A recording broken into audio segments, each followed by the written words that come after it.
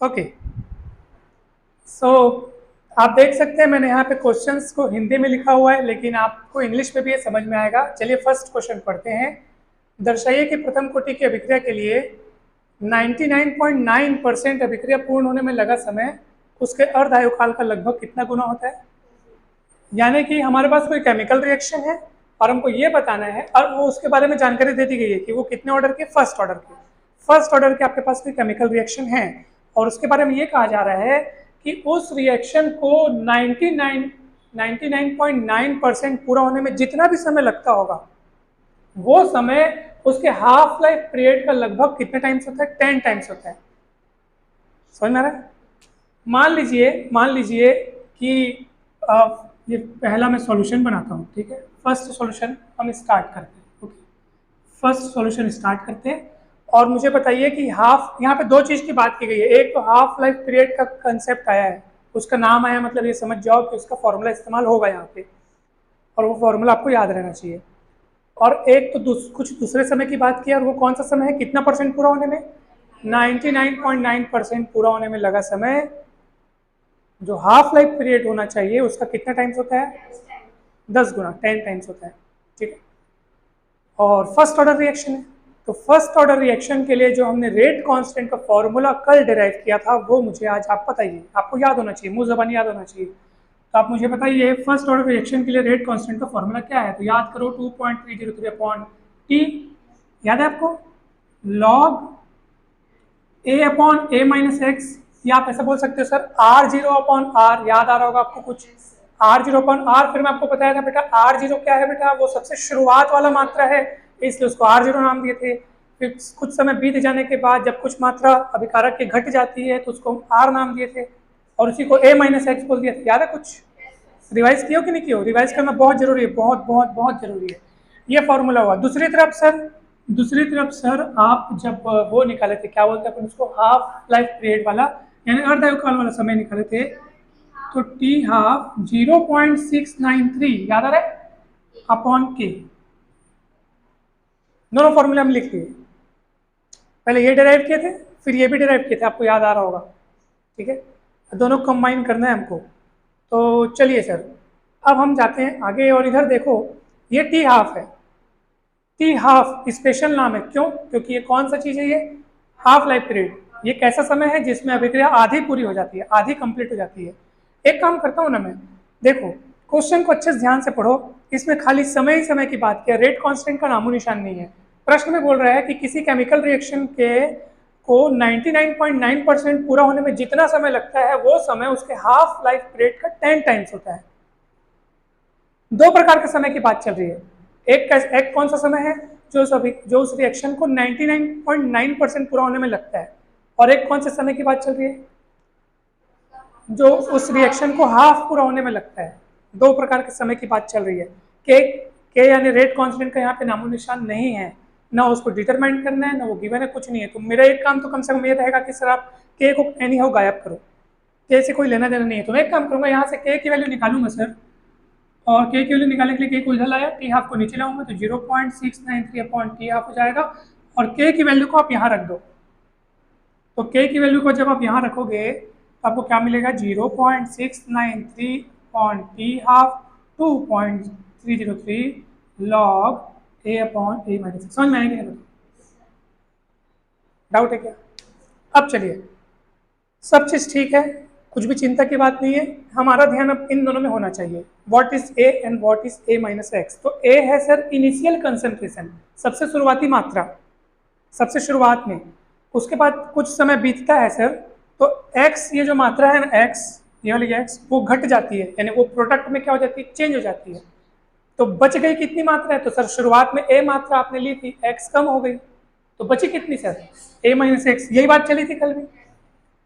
अब इस एग्जाम्पल के हिसाब से आप देखो कि टी समय बीत जाने के बाद कितनी अभिक्रिया कंप्लीट हो चुकी है। मान लो ये जो टी समय है ना, ये टी समय वो कौन सा वाला समय पता है, जब अभिक्रिया 99.9% हो चुकी है। यानी जो प्रोडक्ट आपने लिया था उसका मान लो 100 ग्राम लिया, कितना ग्राम लिया, 100 ग्राम लिया। चलो सबसे सरल आंकड़ा, सबसे सरल जो डाटा है वो 100 ग्राम आपने लिया। ठीक है। अब टी समय बीता, टी कुछ भी टाइम हो सकता है, हमको नहीं पता। टी टाइम बीतने के बाद उस 100 ग्राम का 99.9% प्रोडक्ट में चेंज हो गया, समझ में है? तो बचा कितना सर, वो बता दीजिए मुझे। 0.1, क्योंकि 99 नहीं है ये, 99 खत्म होता ना तो 1 बचता। ये क्या है? 0.9, दैट इज 0.1 बचेगा, 0.1 बचेगा। और ये बची हुई ही मात्रा है। ये कौन सी मात्रा है? बची हुई। a माइनस एक्स मतलब बची हुई मात्रा है। तो अगर मैं a को 100 ले लूं, a को कितना ले लूं? तो what is a minus x according to this question? Because 99.9% खप चुका है, प्रोडक्ट में बदल चुका है, तो बचेगा कितना? 0.1। डाउट है क्या? बता दो सर। बस रख देना है, आपको कुछ नहीं करना है, रख देना है और खेल खत्म हो जाएगा। अब चलो मैं इतने में ये काम कर लेता हूँ, आराम से दिखेगा। ओके, अब चलिए 0.693 upon T half 2.303 T log 100, ए की जगह 100 रखेंगे और इसकी जगह रखेंगे 0.1। डाउट है क्या? पक्का एकदम? अब इस डेसिमल को हमको हटाना है, कैसे हटाएंगे सर, बता दीजिए सर। 2.303 टी। देखो सर, 0.1 को सबसे पहले तो आप फ्रैक्शन में बदलिए, डेसिमल को फ्रैक्शन में बदलना आपको आना चाहिए। तो कैसे करते हैं सर? देखो पहले पॉइंट वहां से हटा दो, जीरो सामने में लिखने का कोई मतलब नहीं, अगर पॉइंट हट जाएगा तो इसको 0.1 लिखो चाहे 1 लिखो बस, ठीक है। अब नीचे क्या करते हैं, आपने उधर से पॉइंट हटा दिया ना, तो नीचे में 1 लगाएंगे और उस पॉइंट के बाद जितनी भी संख्याएं होंगी उतने 0 लगाएंगे। तो पॉइंट के बाद कितनी संख्या है? एक ही संख्या है और वो 1 है। 1 हो चाहे कुछ भी हो, पॉइंट के बाद संख्याएं कितनी हमको उससे मतलब है। तो कितनी संख्या? 1 है, तो 1 0 लगा देंगे। क्लियर है? यानी हम 0.1 को क्या लिख सकते हैं यहाँ पे? लॉग 100 अपॉन, ये 0.1 को लिख सकते हैं 1/10, कितना लिख सकते हैं? और 1/10 बटे में है ऑलरेडी, तो क्या हो जाएगा? पलट पलट के 10 बन जाएगा। नहीं समझ में? तो बटे के बटे में रहते हैं तो वो चीज़ पलट जाती है। तो कितना होगा? 0.693 अपॉन टी हाफ 2.303 टी पलट जाएगा तो कितना हो जाएगा? लॉग 100 पहले से है, 1 10 जाके और गुणा हो जाएगा तो 1000 बन जाएगा। 1000 बन जाएगा। 1000 मतलब कितने जीरो? 3 जीरो। 3 जीरो मतलब 10 की घात 3। कितने की घात 3? 10 की घात 3, 10⁻³ और एक फॉर्मूला आप बचपने में पढ़े होंगे कि log m⁻n होता है, तो ये n सामने में आ जाता है, तो ये हो जाता है n log n। ये log का बेसिक नियम है, याद रखना। log m⁻n रहता है तो क्या हो जाता है?